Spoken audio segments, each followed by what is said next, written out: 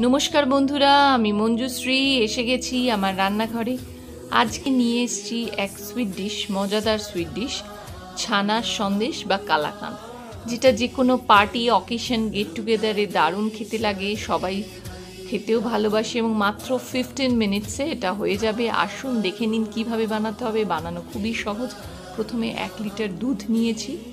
দুধটা ফুটে উঠলে তাতে আমি ভিনিগার দিয়ে দেবো 2 টেবিল স্পুন বা 2 চিপি ভিনিগার অ্যাড করে দিলাম 2 টেবিল স্পুন।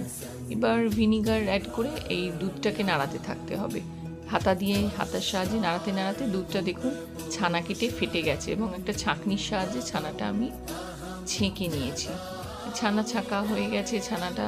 এবার আমি একটা ননস্টিক প্যানে ঘি দিয়েছি 1 টেবিল স্পুন, তার মধ্যে ছানাটা দিয়ে দেবো এবং ছানাটাকে হালকা করে নাড়ানাড়ি করব এবং এর মধ্যে একটু চিনিও দেব, 2 টেবিল স্পুন চিনি দেবার পর আপনার এটা চিনি থেকে একটু জল বেরোবে এবং হালকা একটা লালচে রং হয়ে যাবে চিনির জন্য।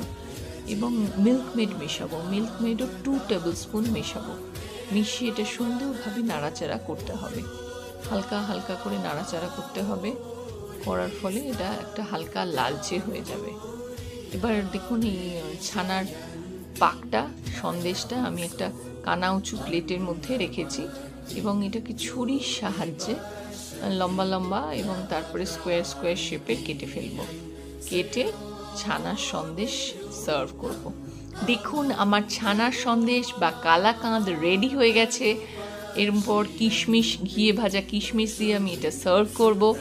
আপনারাও সবাই ট্রাই করবেন, কেমন লাগলো আমাকে লিখে জানাবেন। যারা এখনও অবধি আমার চ্যানেলটা সাবস্ক্রাইব করেননি তারা আমার চ্যানেল সাবস্ক্রাইব করে আমার চ্যানেলের নতুন বন্ধু হবেন।